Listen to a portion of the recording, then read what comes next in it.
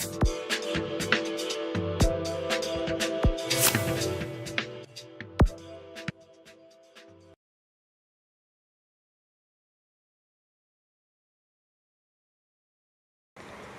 so for those of you who don't know, I'm Eleanor Sandry, and I work in the Department of Internet Studies at Curtin.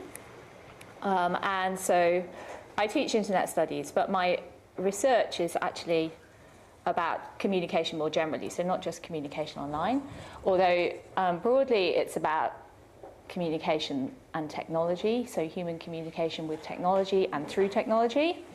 But I'm also quite interested in human-animal communication as well. So anything that involves humans communicating with other than humans interests me. So the presentation I'm giving today actually came out of a review that I got for an article that I have had published in Philosophy and Technology. So the reviewer said to me that they understood why I couldn't talk about agency too much within my paper, because there just wasn't space. I was talking mainly about communication with robots. But they would be really interested to read something about agency. So I took up the challenge, and I wrote this for ICA. So this is actually a presentation that I did for ICA, but I'm going to present it in a much more relaxed fashion, because I had to do it in 12 minutes at ICA, and it was a bit of a nightmare. So I should have enough time to kind of say a little bit more about the interactions that you're going to see on the screen, and the people that I'm talking about, basically.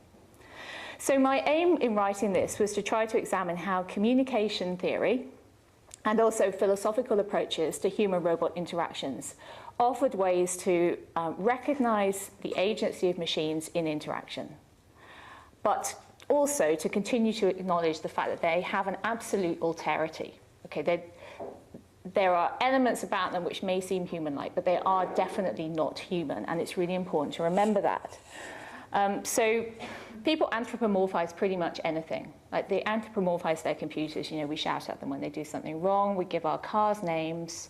People named bombs, all sorts of things. You know, there's all sorts of examples of people anthropomorphizing objects, but also machines, and particularly robots. So robots which they're interacting with, they're very likely to be anthropomorphized because people are trying to develop an understanding of what the machine is doing.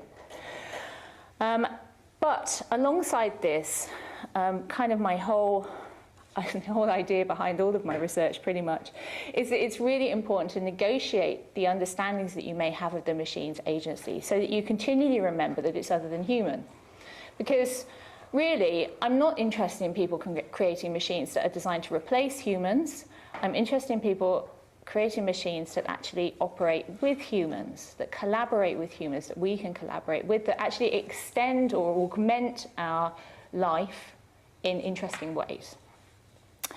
So this research is going to talk about some agency of machines during the creation of the machine and also in interactions afterwards, so in what you're actually doing with the machine. Okay, and it uses art examples because art examples are cool and they're very photogenic. But what I'm actually looking at doing is extending this into considerations of human relations with self-driving vehicles, so human relations with autonomous cars, which are basically robots on wheels that you travel in. Social robots, the sorts of things that people are now selling to be in your home or in your workplace, that you're going to interact with. It's going to be some form of personal assistant for you. And also care and assistive robots, so the sorts of robots that we're beginning to see people talking about introducing to hospitals, to care homes. We're actually seeing some of them introduced already, but there's a lot more on the way. And considering why it's important to be able to relate to that machine somehow, you need to recognize its agency somehow so you have trust in it, that it's going to do its job, but also that maybe it's important to remember that it's other than human. So let's look at the art robots. So I met Jessica Field in 2007. So this is how long this bit of research has been waiting to come. And it was interesting because I didn't even know I was going to meet Jessica Field. I was actually in Montreal to visit someone called Bill Vaughan, who was a roboticist who had a very different take on how to design robots, and he suggested that I went to see Jessica. So Jessica Field was, when I went to see her, involved in creating something called field studies. And she was creating basically the robots that you see pictured here, and also there was another one as well. But basically, she was explaining to me how she develops these robots, and she also explains this on her website, because she's developing robots that, in a way that provides a latitude for their behaviors and choices, which sounds quite strange. They can demonstrate independence and behave on their own. So when Field's designing and developing a robot, she's kind of building it in a kind of a collaboration with the robot itself. She sees what the robot can do, and then she works with that. So she notes that there's always a kind of a compromise when she's creating these machines, a sort of a dialogue. She needs to continually find ways to work around the machine's architecture. Field argues that she gains an understanding of the robot, and she then tries to reflect this as a kind of identity for the robot. And she's always trying to create robots that have behaviors that are somehow familiar. So you kind of have a sense that they're somehow like an animal, and yet they're also truly unfamiliar as well. So it's clearly an artificial life form. And you can kind of see here that these different robots, I mean, they're quite obviously machines, but the way that they move, if you get to see them moving around, which not that many people did, but I did. So one of them's a line-following robot, and they do things like flashing lights, and they've got these fiber optic lamp things that come out of them, and they're really quite entertaining little creatures, which are kind of like animals, but they're obviously also not animals. So her goal is to make the robots appear as if they're somehow conscious, but also making it blatantly apparent through their physicality that they're not conscious at all. They're just little machines. And she develops a dialogue while she's working around or working with the machine. And everything that she says about them draws attention to an idea of zoomorphism. So even she thinks about them a bit like animals when she's actually working with them. But it's tempered by the sense of it being a very unfamiliar artificial life form, if it's a life form at all. So there's inverted commas kind of around that. So everything that Jessica Field says about creating her robots actually resonates with a philosopher, Andrew Pickering's description of ideas about tuning in goal-oriented practice. So Pickering is actually not talking about robots, he's not talking about art, he's talking about the interplay of agency that occurs between scientists and the instruments that they use when they're doing their research. So he talks about how the very design of an experiment is not only affected by the goals and orientations of the scientists, but also by the technology that they're trying to use in completing that experiment. And so he talks about this idea of tuning, and he argues that that takes the form of a dance of agency. And the dance involves a dialectic of resistance and accommodation from the perspective of the human. If you like, a kind of a negotiation of what's technically possible, what they want to achieve, and ways of working around that. So you end up with revisions occurring not only to the material form of the machine, so in this case to the form of these machines that Field creates, and the human frame of gestures and social relations that surround it. So the way that Field actually talks to the robots, if you like, or writes about them, or tries to create the artwork around them, but also to the goals and intentions of the humans, so the things that Field is actually trying to do with these machines in creating an artwork. And you can see then that Field is working with the possibilities of the robots, and she's embracing what might be called bugs, so the problems that she has, as novel behaviours, and then she kind of builds on those. And she kind of purposely makes it really easy to put bugs into these machines, because she forces herself to program in assembler. And if you've ever done programming, you will know that assembler is not the easiest language to program in at all, and it's really easy to make errors. And she's kind of playing on that fact, that she's going to make errors, and then she sees what the robot does, and then she tries to work it into the way that she sees its individual identity coming out. So Francois Curtin, who's a communication theorist, actually he works in organizational communication, so it's really interesting that you can apply his, some of his ideas here. He extends the work of Pickering to suggest that whenever you can identify someone or something that makes a difference, so makes a difference in the world, whether in terms of activity or performance, then there is action and agency. The decision to attribute activity and performance verbs to non-humans, Curtin argues, need not be taken to indicate that the activities or performances of non-humans are like those performed by humans. So he's really insistent that there is a difference, but that these machines are nonetheless active in the world. Attributing agency to materiality or to machines does not amount to dispossessing humans from their strategies, their intentionality, their goal-oriented practices, or even their wit. So he's really trying to defend his ideas here against people who are always wanting to think of the human as being at the center of everything. What he's trying to suggest is that you can step aside from that, and without taking away from the human, you can look at what other things offer as active agents in the world. So he says that the recognition that action and agency are not human beings' privileges allows us to decenter our analyses and show that people are acted upon as much as they act.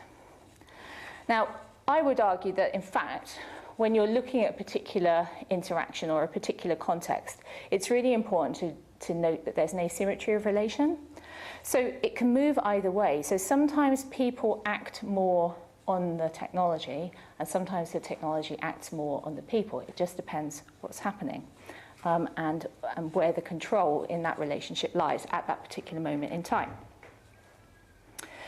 Describing the actions of robots in words commonly used only to refer to humans can be contentious, very contentious in my experience, and there's quite often questions raised by reviewers of journal articles depending on where I'm trying to publish. But in considering the term action, Curtin draws attention to the way that commonplace understandings of that term and the things that come, action verbs, if you like, often do not make explicit reference to the idea of intention, because intention is often the question that people raise. They're often uncomfortable with the idea that there's any intentionality in the machine. And so although philosophers and some scholars argue that sometimes action, to be active, if you like, you have to have intention. In fact, it's not necessary to do that. And for me, that's kind of summed up in the things that I've put at the bottom of this slide. So the idea that the unintentional may not be inconsequential within a particular context or human-machine relation. And in the moment or during the process of interaction, it can actually be really difficult not to consider the activity of machines as intentional, because what you will tend to do is to read something into them. And that's an anthropomorphic response that's almost impossible to overcome or overlook. And in fact, that anthropomorphic response, which some people are really worried about, like we shouldn't have that kind of response to machines, but I would say that that's actually really helpful sometimes, because it helps you attend to the consequences of the actions of the machine more carefully. And attending to the consequences of what the machine does may be really important. Say if you're in a self-driving car, it may be really important. Okay, so that's activity and agency during the creation of machines. My second example is of an artist's collaboration with a robot. So Sugwen Chung created Drawing Operations Unit Generation 1 with someone else who actually designed and built the robot for her.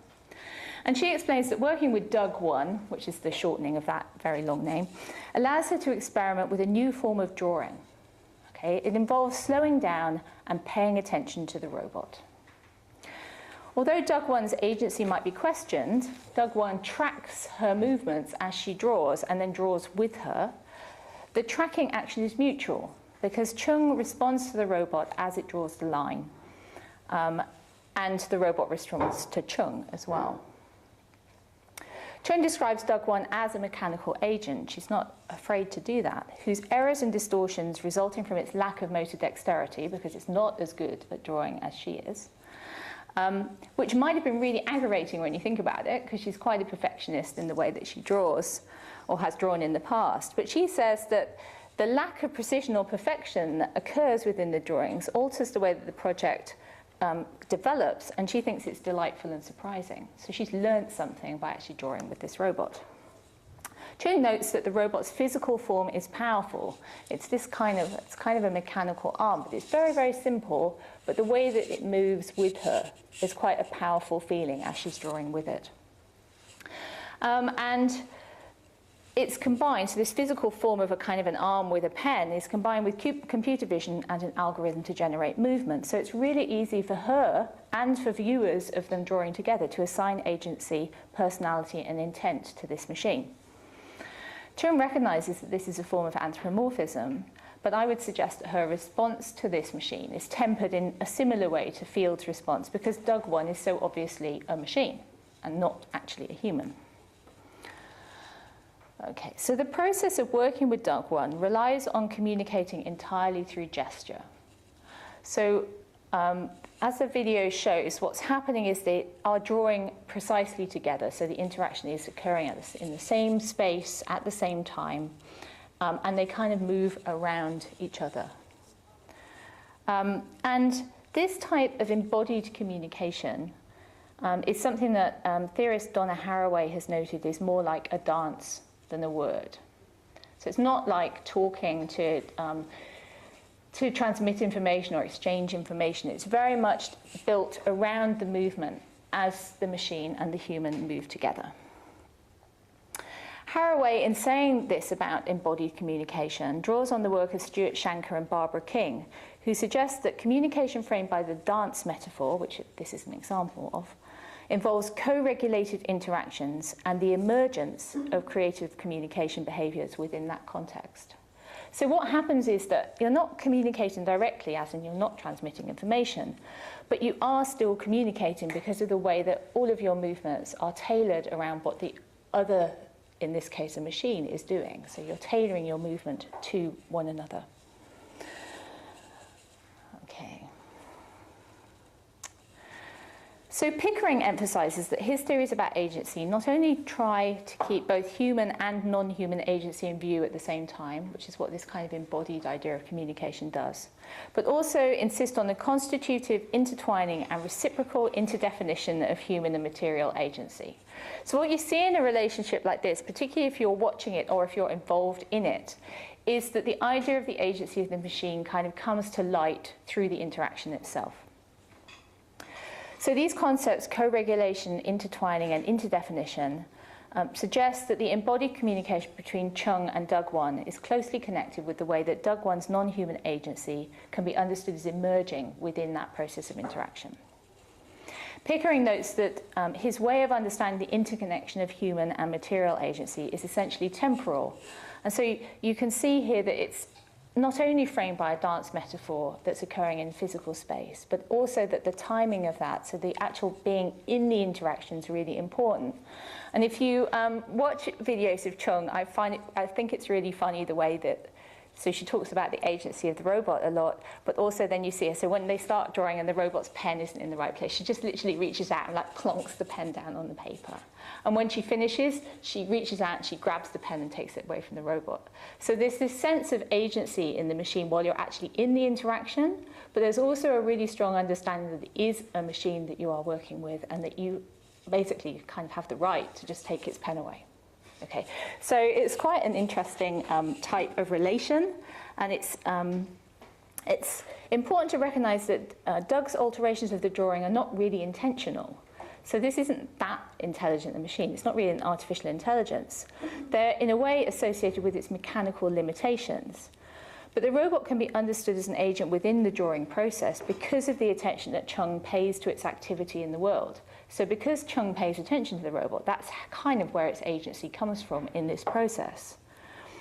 The non-human agency of the machine in this case is a continual presence, even as its human collaborator anthropomorphizes its ability to draw with her. So it's still very non-human. So this type of anthropomorphic response to robots can be linked with Curtin's insistence that the interactional scene should open itself up to the agency of other figures that speak through us, the human beings. And so you kind of see Doug 1 speaking through Sugwon here. But I would say that if this robot was seen by Chung as a malfunctioning machine, so if she noticed its bugs, if you like, if she noticed its difficulty drawing as something that was detracting from the process, a tool that doesn't work as well as it could, as opposed to this mechanical agent that she's willing to negotiate with to kind of encompass its drawing difficulties within what she's doing, then I don't think they would produce the work that they do, and I don't think, in fact, that the collaboration would take place at all. So her response to the machine is really important here. Okay, so Curtin contends that we need to recognize that non-human agency is irreducible to human agency. And this is really why I bother to go to do what John hates me doing, which is to talk about philosophy and to look at phenomenology. And this is probably the in spite of the fact that I've kind of written a book about this, it's probably the first time that I've really tried to lay it out for people. Why do I bother to try to extend Levinas's theory of the face-to-face to human-robot interactions? The face-to-face doesn't require the presence of physical human faces, although Levinas only considered humans himself. Many people now, me included, have argued that it's not necessarily a human that has to be involved in this type of interaction. But my reasons specifically for looking at Levinas and thinking about Levinas in terms of these interactions is mainly, I have three reasons, but mainly because Levinas's primary concern is to retain this idea of the absolute alterity of the other. So even as self and other are drawn into the proximity of an encounter, so even as Sugwen Chung and Doug Won draw together, they nonetheless are in this encounter, which even for observers, the absolute alterity of Doug Won, so the idea that Doug Won is somehow managing to interact with a human but is non-human, is really clear. So Doug Won always retains its absolute alterity, even as Chung anthropomorphizes its movements, or maybe people do when they're watching it as well. Second, Levinas's theorization of the self-other encounter, in particular when it's explored by Blanchot, suggests that the encounter with the other not only constitutes an interruption in being, so not only are you drawn to understand that the other here is very much a machine with different abilities, capabilities from a human, but also it provides an opportunity for the machine to interrupt the self, the self's communication, so to bring something new to the interaction. So Doug Won does sometimes experience technical difficulties during a drawing performance and may respond to Chung's movements in unexpected ways, bringing an idea of interruption to the fore, because as soon as it does something unexpected, Chung will notice that because she's very much in this interaction and will then respond to that interruption. So Chung's anthropomorphic response is disrupted, so the sense of being of this machine is disrupted by the way it appears, but also the way that it's active, that its agency in the world also becomes a part of the improvisation itself, if you like. So the inaccuracies of Doug's drawing become part of that improvisation. And third, Levinas's ethics of the face-to-face requires the human self to respond to the other, in this case the machine other. And this does not mean treating the machine other as if it were human, but rather responding to and respecting the machine for its particular non-human abilities in the interaction. So sometimes machines respond very visibly to their human partners, and there's lots of examples of this now, which I want to talk about within social robotics in the future. And Doug Won does that to an extent as well, because Doug Won's kind of following the drawing process that Sugwen goes through. But these machines rarely reciprocate on equal terms. Okay, so there's a definite asymmetry in the way that communication occurs in these relations and in the way that response occurs. And this is the other reason that Levinas's theory is really useful, because Levinas's conception of the face-to-face does not require an interaction to be reciprocal.